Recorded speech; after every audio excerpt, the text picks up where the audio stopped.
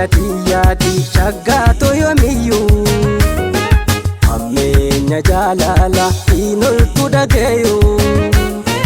waa buutoo nammiidhiin kophaatu dabareen waan hanqattusis gayu waa'ee latiyyaati shaggaatoo yoomiyyuu hammeenya jaalala hinoltu dhagayu waa buutoo nammiidhiin kophaatu dabareen waan hanqattusis gayu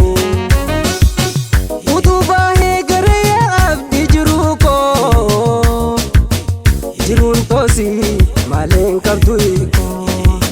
ama jaja hamada ko wal damnini gargar ba'u kaanuu lafee booni utuba heegare yaa abdi jiru ko jiruun toosi maleen qabdu iko ama jaja hamada ko wal damnini gargar ba'u kaanuu lafee booni jalalanka dite bunyaan arkaanila donkarri qoosuma dibdeeti yaala si unachuu farkante natta ebeela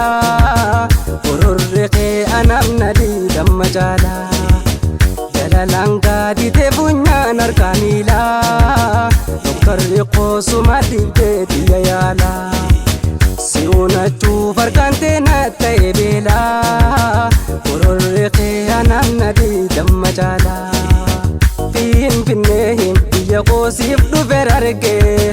suuma laaloo awwaaj bordodden gad darbee asaboomi eesoo jiroor barakkatee dabbasooni hirna keessaan tullokkutee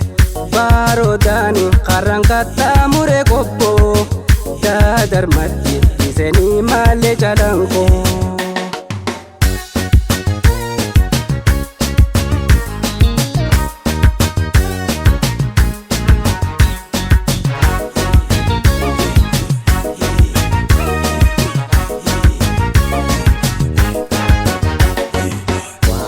latiyyaati shaggaatoo yoomiyyuu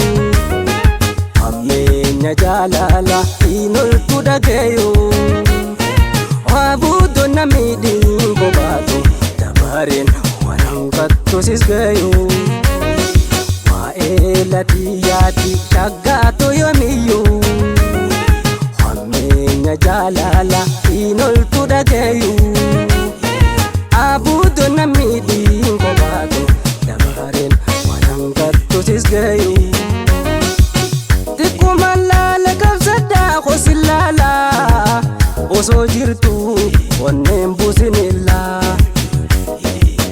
boyinsumaa kennarra fiite garayyoo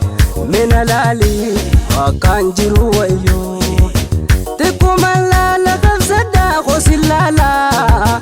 osoo jirtu onneen buusinilla boyinsumaa